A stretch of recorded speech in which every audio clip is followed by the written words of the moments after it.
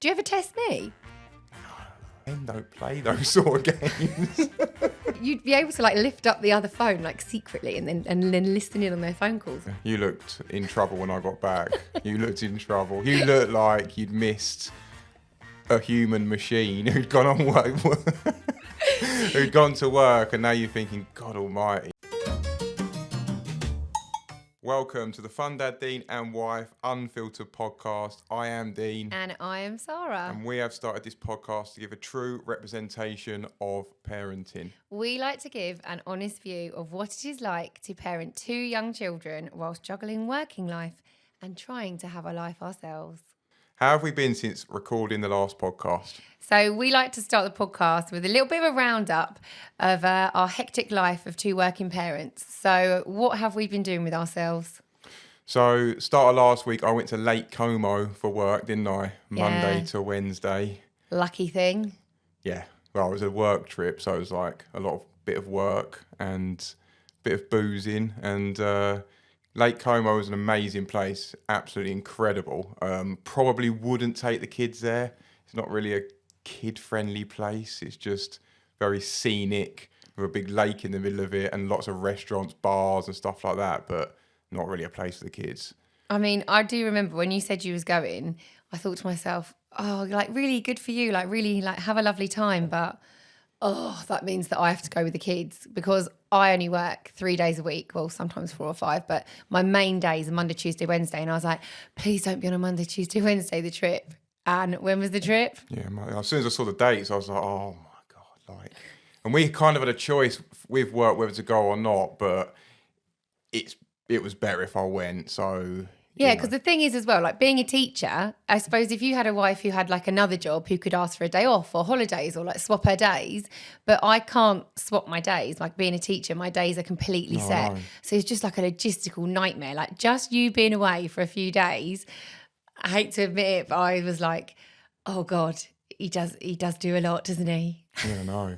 That's kind of one of the reasons why I like going away, so you can appreciate exactly what I do in the house. And let's be honest, the kids were devastated when I left, weren't they? Daisy was, wasn't she? Which is quite surprising. they did. They missed you. I would say the main time they missed you was like bedtime, because obviously like bad cop, they just had bad cop for 3 days. They didn't have their good cop. So Yeah, but you don't really like cuddles. You've said this before. I do like cuddles. Like Ruby's always saying, can Daddy do bedtime? Because I give better cuddles. So Oh she no, missed yeah, I that. don't like that. You literally cuddle her to sleep. No, I can't be dealing with that. That's absolutely not a productive waste. Like that's a waste of my time. Yeah, and also like one little cuddle, night, who go to had bed. him in the morning? Was it your mum? Your mum on the Monday? Yeah, so luckily we were able to ask both mother-in-laws to like come, and I was like, please come and help me, and they helped. But it kind of made it a little bit more stressful though, like having the help. I kind of wish maybe I'd just managed to muddle through on my own, because your mum was staying, so I was like, oh God, I've got to wash the bed sheets and make sure they're all dry. And then I had to like, mother-in-law's coming, I've got to tidy the house. So I just ended up like doing all the washing, tidying up and putting extra pressure on myself. So Yeah, you looked in trouble when I got back. You looked in trouble. You looked like you'd missed a human machine who'd gone on work, who'd gone to work, and now you're thinking, God Almighty, yeah, I've got to do all this myself. Yeah, but that's because on the last night before you got back, because your mum was staying, I slept in bed with Ruby. Oh my God. So Ruby is 5, and it was like sleeping in bed with a wriggling worm. I swear to God, at one point, I'm pretty sure she punched me in the face, and then also she had at one point I woke up and like her whole legs were like lying across my legs. No, I don't know how people do that. I don't mind it. Really, I don't know how people do that, like co-sleeping and stuff. I cannot have that. Oh, she kept me up all night. You woke up 2 nights ago with the same issue, but I didn't hear her. So you woke up, went in with her, then moaned that you didn't sleep all night. And I said to you, look, you should wake me up, because I actually don't mind sleeping in bed with her. When I'm cozying up my kids, it almost makes me sleep a bit better. Oh no. Yeah. No, I just need to be like, even if you tried to cuddle me while I'm asleep, I'd be like, oh, get off. No, you're a bit like that. But you being away did make me realise that there are things that I probably leave for you in the hope that you will do them. And stay with me now, but you going away took the hope out of some tasks, so I didn't feel like disappointed in you. So what tasks were they then? So just really stupid things. Like when I'm like rushing around in the morning to go to work, because I leave for work at like 6:45, things like if the kids have like spat their toothpaste in the sink, right? There's a really stupid example, but I remember cleaning my teeth thinking, oh, because I'll like leave it in there and I'll think, oh, Dean will clear it up. He's got more time than me. Like he doesn't need to leave till 9. So he can do that. And then when I get in from work later on that More day. time? I'd definitely argue that point. I'd definitely Like argue getting that point. later and I'm like, oh, he hasn't done that. Or like wiping a surface down or like doing stuff. I have this like little bit of hope in the mornings. I think, oh, I hope he'll make the bed. Oh, I hope he'll clear that up. And then I get in and you never do. But because you were away, I just did it myself. So I went through this stage of really being tidy of our bedroom. I wouldn't leave in the morning unless it was immaculate. And literally it was like fighting a losing battle. So I was making the bed, I was getting all tidy, and then you would get ready on like a Friday night, get all your hair straighteners out and all your stuff out, and it would just be like I couldn't keep up with it in there. So I've just sort of gone to the point where, look, no point making the bed, no point doing any of this, just leave it in a constant state of Oh, I know, but I feel misery. like go back and make the bed. Anyway, so everything was done though, because you weren't there. And it just removed the hope. Like there was just no disappointment because I just did it myself. So You looked broken when I got back. I was broken. I was tired, but yeah. Oh well. You came back well though, didn't you? What do you mean? When you got back, you had a lovely time, like saying hello, and you just looked a bit nervous though when you got back. Yeah, I know. Walked in a bit gingerly. Had a bit of a nightmare at the airport. Was just about to board the aeroplane, and I realised I didn't have my bag on me. I don't know how you end up doing that, but I had left my carry-on bag with all my clothes on it somewhere in the airport, and I couldn't tell you where it is. And it was we're about to board the plane in about 15 minutes. The last place we were in was Burger King. Quickly run back there, bit panicky. Thought the bag would still be there because we were in there for about 45 minutes. I was like, must be in there. Spoke to a couple of people behind the counter. They were like, no bag here, no bag, all this. I was like, well, I haven't got time to go look anywhere else because the plane was about to board. So I literally just run back. It's so embarrassing because all my boss and all my work colleagues were there, and I was like, I ain't got my bag. Do you know what though? I'm honestly not surprised. When you told me, I was just a bit like, oh, for fuck's sake, Dean. I was like, it's just typical you, isn't it? The thing is, I never take a carry-on bag. That is my defence here. I always put it in the holders. I can't be bothered with lugging it around. And because I had a laptop bag, I think my brain felt like it had a bag on me, so I didn't. I have a question. Because if I walk around the airport with nothing, it's a bit like you must have something. I have a question. Go on. If I was with you, do you think your bag would have got lost? No. Because you're watching my every move. No, because you are just so forgetful. The amount of times we've been out for dinner as well, and like we go to get up and we like go to leave the restaurant, and I go, "You got everything, Dean? Yeah, I know. You've forgotten anything, Dean?" And the thing is, then what's on the table? Like your wallet or your phone or something. And when I lost the bag, I wasn't even worried about the stuff in it. Obviously, all the stuff, like, it's just been my birthday. So you bought me a few new polos. Your mum spent a fortune on a shirt for me. Just bought a new pair of shoes because I hadn't bought a pair of shoes in about 10 years. And literally, I took all my nice stuff to this work trip and lost it all. And now I've just got absolute shite in the wardrobe again. Oh, poor you. Haven't I? I'll try and treat you. I'll get you a new polo. Great. No. And so there's a little bit of hope of me getting it back. You go on the website, if anyone's lost a bag anywhere, you go on the website and you put your details in, put what you know about the bag, what's in it roughly, and then they go and look for it. Yeah, but you're forgetting the worst bit. For me, the absolute worst bit, like sod your bloody polos and your shoes. That was your fault. You were the one that left the suitcase somewhere. It was Daisy's little baby blue suitcase that she got for Christmas, the poor love. And I remember when you needed a suitcase, I just couldn't bother to go up in the loft. So I was like, oh, Daisy's got one in her wardrobe. Like, just use that. That'll be fine. And Daisy was like, no, I don't want Daddy to use my suitcase. I got that for Christmas. He'll ruin it. He'll lose it. And I remember saying to her, no, Daddy won't lose a suitcase. Who does that? Yeah, but I never thought to myself, oh, yeah, I won't take it because I'll be a tit and leave it in Milan airport. Would I? Who does that? And the worst bit was as well, oh my God, the worst bit was when you got back from there and you were like, you realised obviously everything was there. Your electric toothbrush wasn't on it. Now, I'm sorry, this is a debate for the masses. Sorry, but he asked me if he could use my toothbrush. I'm not fussed about that. Ugh, absolutely not. That is absolutely disgusting. Got a little confession to make. No, you haven't. Don't. Shut up. I have used it a few times. Oh, that is disgusting. That is absolutely foul. That really annoys me. Gum bled a bit as well. Oh, Dean. Oh my God. Did you actually use my toothbrush? No. You better not have. That's disgusting. You owe me a new. Ugh. That's disgusting. Do you think people out there do that? Am I like unreasonable for this request? Because I'm sorry, my toothbrush is off limits to anyone but me. Okay. Never again. I tell you what, I bought him a new toothbrush today. Do you know what I'm going to do? I'm going to clean the toilet with it to get my own back. Anyway, but yeah, so I have a question though, because I'm actually quite glad you did leave your suitcase in Milan Airport, Dean, because if you had have brought it back, if it had have made it home, do you reckon it would be unpacked or it would be sitting in the hall? Good chance to be sitting in the hall next to the one from Cornwall that I've just come back from as well. Yeah, you haven't unpacked that either. Don't think that's gone unnoticed. No. So I tested Dean. We went to Wales. I don't know. I think it was like 2 weeks it had been. It'd been nearly 3 weeks it had been. And I thought, right, I'm not going to unpack. And I left the bags in the hall ready, thinking, right, it was all dirty washing, right? So I left it in the hall and I was like, he'll see it, he'll do it. You know, like I've come back and I'm working 4 or 5 days a week at the moment as well. Like we're both working. Let's 50-50 up the jobs in the house. He can unpack his own shit, right? So every time I walk in the house, I'm like, oh, it's still there. A week later, still there, all this dirty washing. At some points, you've even said to me, oh, I've got no clean clothes. Oh, okay, right.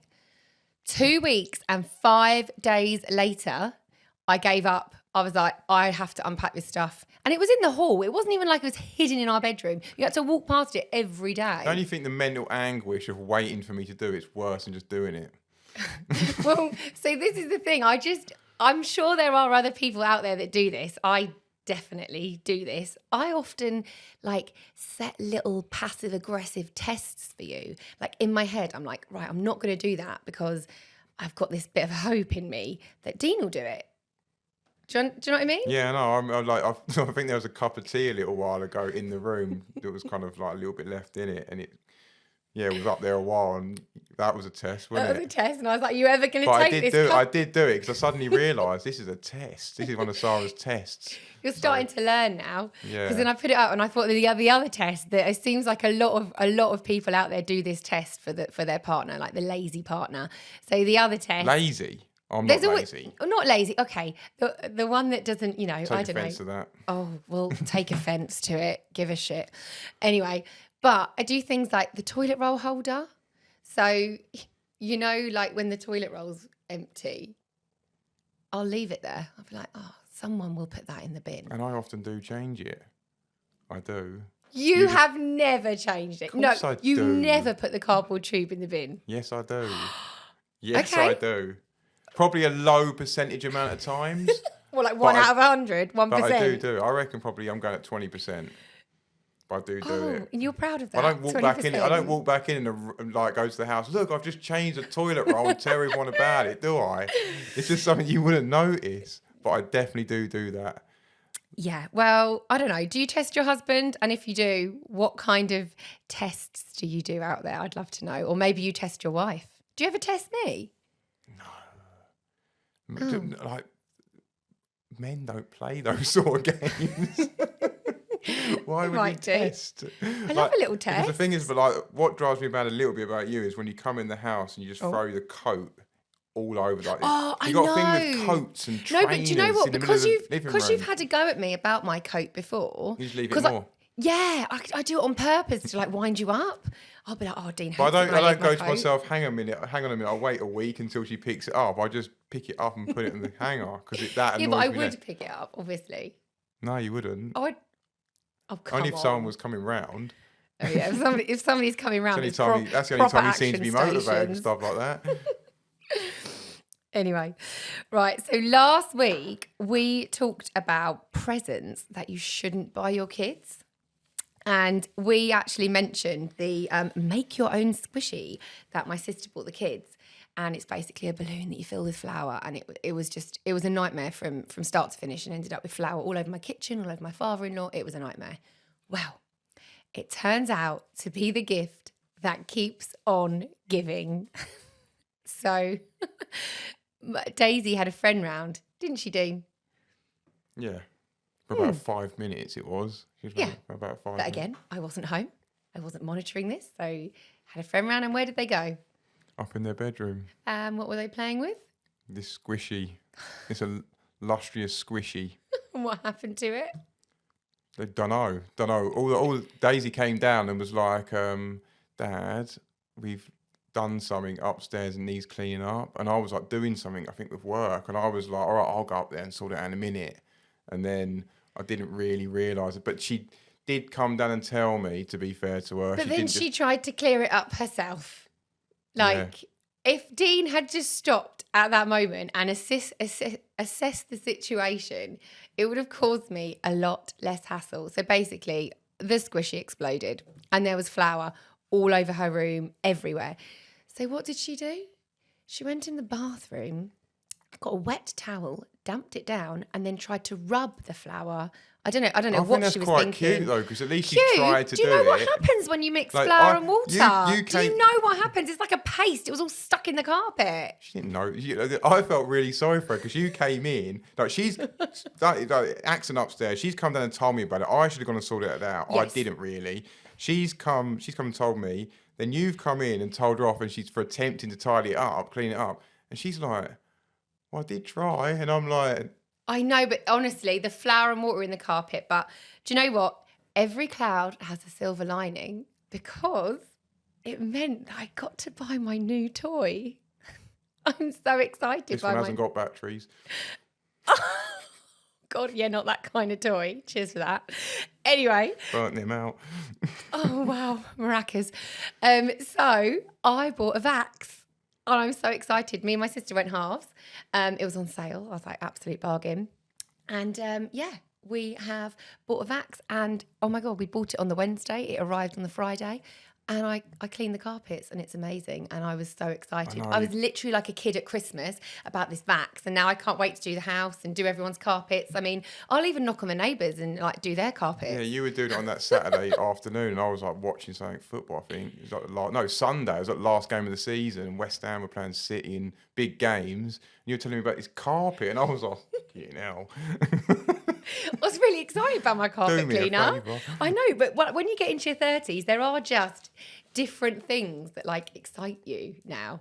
Like, if you'd have told me when I was 21 that I would be getting excited in my 30s about a carpet cleaner and like being super, like genuinely over the moon about cleaning my carpets and doing the before and after. You know, I'm like that with the garden. I love the lawn. Not love it, but I love it. Like, you look at it in the garden when the lawn's freshly cut and it looks all tidy out there. That gives me kind of a nice level of excitement. Oh, freshly cut grass. Yeah, whereas in my 20s, didn't care about gardens. Well, no, you wouldn't have back then, would you? It would have been a chore. It would have been like, your dad might have said, oh, Dean, cut the grass. And it would have been like a chore for pocket money. Cared about different kind of bushes. Oh, Jesus. Oh, he's coming out with the one-liners today. Sorry. But there's loads of things. It got me thinking, like, what else excites you in your 30s that you didn't expect it to? But also, will it change again as we evolve into our 40s and then 50s? Like, I get excited about approaching a weekend with very little plans. I think that's my new thing. I don't know whether it's just come on in the last few years. I used to like, if I got to Friday and we had no plans on, I'm not going out or not seeing people and that, I'd be like, oh God, this is going to be shit. Now I get to a weekend, it's like, I don't mind that sort of, obviously I like seeing people, that's not what I'm saying, but I like having it quite clear, and then if something pops up, whereas if you're a weekend, you got full on, so, you know. Yeah, you don't like it when I itinerize and make plans all day Saturday and all day Sunday, do you? No. But you have to be doing something all the time. I do. I love it. I know. We've got people coming 'Cause around tonight. We're going out tomorrow. I can't wait. If I'm like in the house and I'm like, I just want to chill, just give me some time to chill. You're like, chill? What's that mean? What does that? I hate it though. Like even sometimes like we'll sit down and it'll be like, oh, I don't know. I think the thing is for me as well is I can't chill in our house if there is stuff to do.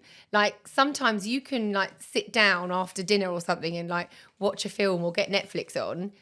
I can't do that. I can't do that until like everything's cleared up. The house is like it's clean down there. I can't sit in a room downstairs and enjoy a film or enjoy doing anything until it's tidy. I can't sit in a complete shithole, but it doesn't have to be mint for me to sit down there. Like if there's a few pots and like a couple of pots and pans lying about, if it's like the carpet's full of stuff, I can't just sit there and leave it. It depends. I've got a level of shitholeness that I accept, I guess. That's kind of my take on it. But I think it's, like things like jet washing as well. Like I feel a lot of people get satisfaction from a good old jet wash. Quality. Yeah.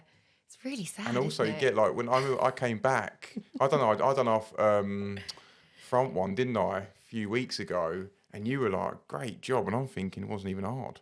Like it's like a double whammy. It's just like you're enjoying it, and you were saying like giving me some credit for doing it. Oh, pat on the back, Dean. Yeah, I've ruined that now. It wasn't that easy. Sorry, I'm only joking. It wasn't that easy.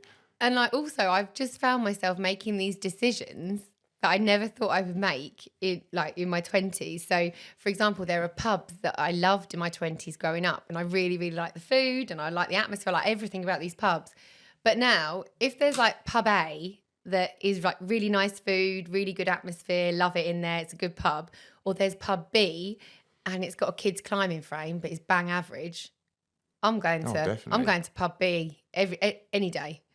Like depends if you're with the kids, 100%. Yeah, 100%. Like pub gardens now for me isn't about what I like or about the food or the drink or anything like that. It's about, can they facilitate my children? And I'm not joking, when we went to a pub by your mum's and it had like a full-on park in the beer garden, I was absolutely buzzing. I was like, oh my God, this place is great. Yeah, they played on it for about 7 minutes. And Daisy came over and was like, no, don't like it. Ruby played on it for a bit, didn't she? She loved it. Monkey bars. Yeah. No, definitely. Your taste changed, didn't they? Well, I'll remind myself now to stop making so many plans for us over the weekend. Just leave you to be boring on your sofa watching the football. That's what makes you happy. That's not what I'm saying. What I'm saying is the thought of doing so much of the weekend's a bit like draining. If it happens to play out like that, as and when, I just don't like it heavily itinerised. So you're not turning into like Mr. Really Antisocial just yet? Not quite, but I feel like you're on your way. Victor Meldrew. Also, even sitting here, like doing this podcast is something that I never thought like we would enjoy and we would do. Like, I just don't think a podcast is something that I've ever really listened to, but the feedback has been like so lovely and people have sent so many lovely messages. It's been really nice. Because we've got, obviously, I've following on social media. The only reason we've done a podcast is because we put it out there in a poll. I said, do you think it would be good for me and you to do the podcast? And we had such an overwhelming response of like, yes. That's what kind of made us do it. But if people said... the only reason I did it is because you made me do it. Yeah. You were like, Sara, we're doing a podcast. I was like, okay. Makes me feel really uncomfortable and I don't really want to, but all right. Yeah, you're settling in. Just don't like the cameras.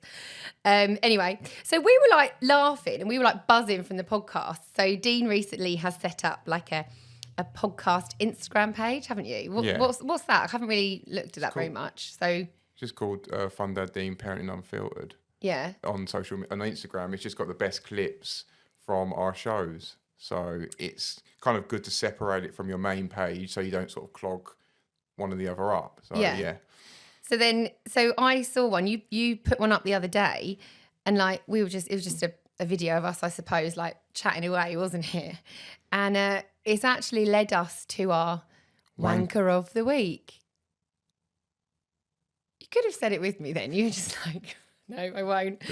But it's led us to our wanker of the week because this wanker thinks a little bit differently, doesn't he, Dean? So this is the part of the podcast where we expose some of the trolling we've experienced on social media, which seems to be coming more in droves lately. So wanker of the week is not difficult to fill every time. So yeah, as Sara said, we posted it was a fairly funny video, I guess. Yeah, I found it funny watching it, and some people did. So just like a 20-second clip, wasn't it, from like one of the podcasts of just us chatting, really. Wasn't offensive, wasn't rude. It was just a little sneak peek of a podcast. Yeah, so some fella posted a comment on that video saying, "So funny, can get anybody talking shit now, and it's a podcast." And when I started reading it, I thought it was going to be a compliment because it said "so funny." Yeah, and then he's put that bit at the end, and I was quickly like, God, he's slagging me off. And I quickly went on there to him, and I noticed he followed my other page, my main page. And I was like, why bother following me if you're just going to slag me off? And the reason that hit home, that comment, is because that's how we feel when we feel like we're just two people chatting shit on here, but people seem to like it like that. But I think that the comment stood out because it was the first time that openly, maybe behind our backs people do it, but like openly that somebody had made this comment and said it. And I just thought to myself, do you know what? Like when you're sitting there at home, and I looked in his profile picture actually because, you know, this is how sad I am. I had to just have a little look at what he looked at. You always have to look at the troll. I had to have a look at him. So I was like, right, I want to see what this guy is like. So he had a picture of himself, and then on the side he had a picture of like a pony and then like a small young child on top of the pony. So that kind of insinuated to me, maybe he's a dad of a young kid, like, or whatever. Probably, yeah. But I thought to myself, hold on a minute. So is this the example you're setting your child? Like you've woken up this morning and you've thought, do you know what I'm going to do today? I'm going to go on Instagram and like post some nasty comments to people. And just like when he went in with that comment, what was the purpose of the comment? It was just to be mean. So no, the purpose, when people troll you, they're just... Obviously, if I've done it online, not really, but if you've started an argument online in the comments or something, you're not trolling, but you've just disagreed in the comments. It's often the fact that you're having a bad day, you're feeling a bit down, or you're just kind of That's where it comes out in. Well, I just think it's really pathetic. Like, I would never post something like that. I always think, like, before you post something, what is the purpose of this? Like, and this guy's purpose was like, oh, my purpose is to be mean, is to mock that person, is to probably make them feel a little bit shit, to make them question it. Like, I just thought it was really mean. Like, let's be honest, it works. Yeah, but it does really work. Like, people don't realise that when they post something on that, I've probably seen every single bad comment, and some of them I'm like, oh, they're just idiots, or some of them they're just trolls. But when it comes from a normal person, because you can tell some are normal and some are not bots, it does make you think about it. It was a bit like, his little girl that was sitting on the pony. What did you do today, Dad? What did you do in your spare time, Dad? Oh, I like to go on the internet and post nasty comments about people. The worst thing about that comment as well is I always look at this part is when you get a bad comment, if anyone likes it, because I've had really bad comments and it's had the comments had like 1,000 likes, and you're like, Jesus Christ, a lot of people think this, but that one had 4 or 5 likes, so it had some other idiots that agreed. But I replied saying, look, if it's that easy, just start your own podcast. I'm sure everyone wants to hear what you got to say, and that rather than the shit we spout. Yeah, but at the end of the day, did he reply then? No. Oh, so you had nothing to say back? No. Dick. Anyway, if you haven't got anything nice to say, don't say anything at all. Yeah. Preach. Right, so last week I heard a statistic on the radio, and it was really thought-provoking for me, this one. It really made me think would I fall in that bracket, or are children going to fall in that bracket? And basically they were talking about 25% of 18 to 24-year-olds, so 25%, that's a quarter of them, have never answered their phones. That's actually crazy. That's mad, isn't it? They've never answered their phones. I thought, no, that can't. But it's a statistic. It was on the radio. It was on Capital Radio. So I was like, oh, it must be they must have some truth in it. 100% true. Yeah, it's absolute madness. And I thought, oh my God, I am so worried for the next generation. Like, who doesn't answer the phone when someone calls? But I guess they're just not calling each other anymore. Yeah, but I had someone calling me earlier, but it was off a number I didn't have saved, and I just didn't answer it. But what if it was important? What if it was like me and I'd broken down somewhere and you're the only number I knew off by heart and I was ringing you? I don't know, but I think it is slightly dying out. I'm not saying it's a good thing. Stop it. I think people would refer to voice note now, wouldn't they? Oh. That's a big thing. But then that's not like a back and forth conversation in a voice note. And there's two different types of voice noters, in my opinion. There's the voice noters that I can cope with that might send me a voice note that's maybe like 1 to 2, maybe 3 minutes long, right? And they, whatever. But I pretty much have to like take notes. I've got to reply on that. Okay, there's a question there. What do I do on that? I can't remember the voice note enough to actually get back to people. But I can cope with those voice notes. But what I can't cope with are the voice note people that send you one that's like 8 seconds, 10 seconds, 12 seconds, another 8 seconds, 14 seconds, and your phone's like ding, ding, ding. And then you get like all these voice notes in a row. Saying, okay, mate. Yeah, I'll just message back, okay. I was getting a bit like that. I know, it was really annoying. Like, I actually think I said to you, look, if you're going to voice note me, send me like one long voice note or none at all, because I can't cope with this like ding, ding, ding, ding, ding. I would say I actually hate, and I always have, been on the phone. I absolutely. That's really sad. I know. I just don't like it. But I think, how can these kids be growing up and never answer their phone? Like, how? It's surely it's part of life. It's an actual life skill that you need to do. Like, I remember, when you were younger and you'd want to ring, you'd go to your landline and you'd think, right, I want to ring one of my friends, see if they want to, I don't know, go to the park or something. And you'd ring and you'd be like, oh, hello, Mrs. Ellingham. Is Gemma there, please? Like. And it's a life skill, I think, being able to talk on the phone, being able to call someone up that you don't know. And I don't know, I think it's really sad if this is the way we're going. Because I suppose everything's online now, isn't it? You want car insurance, you can do it online. Whereas before, you might have to ring up. Everyone's just on WhatsApp, and everyone's just messaging. Yeah, it's just the way it's going. But also, how are parents supposed to know what their children are secretly up to? Like, back when I was younger, we had like one house phone upstairs and then one house phone downstairs. And I used to do it to my sister as well. Yeah, like, I used to do that. Yeah, you'd be able to like lift up the other phone like secretly and then listen in on their phone calls. And I'm sure my mum and dad did it to me when I was younger as well, just thinking, oh, who are you on the phone to? Or, like just listening in. But if they're not even answering the phone, there's no like parent spying. Yeah, that's why there's not a sense of connection either. When you're messaging, or when you're, I'm not sure about voice notes, but definitely messaging, you don't get like an oxytocin release, which is like the feeling of connection. So that's like, when you like give someone a cuddle, you get something like an oxytocin. That's an oxytocin in your brain. So, but you get that from speaking. So when you speak to someone, you feel more connected with them. Like say if I don't know, maybe I'm feeling a little bit down. I think, do you know what? I'm just going to reach out to one of my friends. I'm going to give them a call. I want to speak to them. And I ring and they don't answer. And then like within 30 seconds, you get a text message. Oh, did you call? Yeah, to fucking speak to you. Do you know what I mean? Like, yeah. Oh, yeah, what's up? I like these ones where I saw it on the group the other day and he was like, mate, I called you at 6 p.m. last night. He's like, oh, shit, must have missed it, mate. Who doesn't look at their phone for 10 minutes, let alone 10 hours? Everybody knows when they've had a missed call. Yeah, you know when you've had a missed call. Definitely. But I read somewhere, and when I say read, I don't mean it was like in a book or anything. It was probably just like on a reel on Instagram or something. But anyway, there might be some truth in it. But there's this thing called the 7-minute theory. And basically, so you say, I was just saying, like I'm down or whatever, or I'm having a bad day and I want to speak to someone.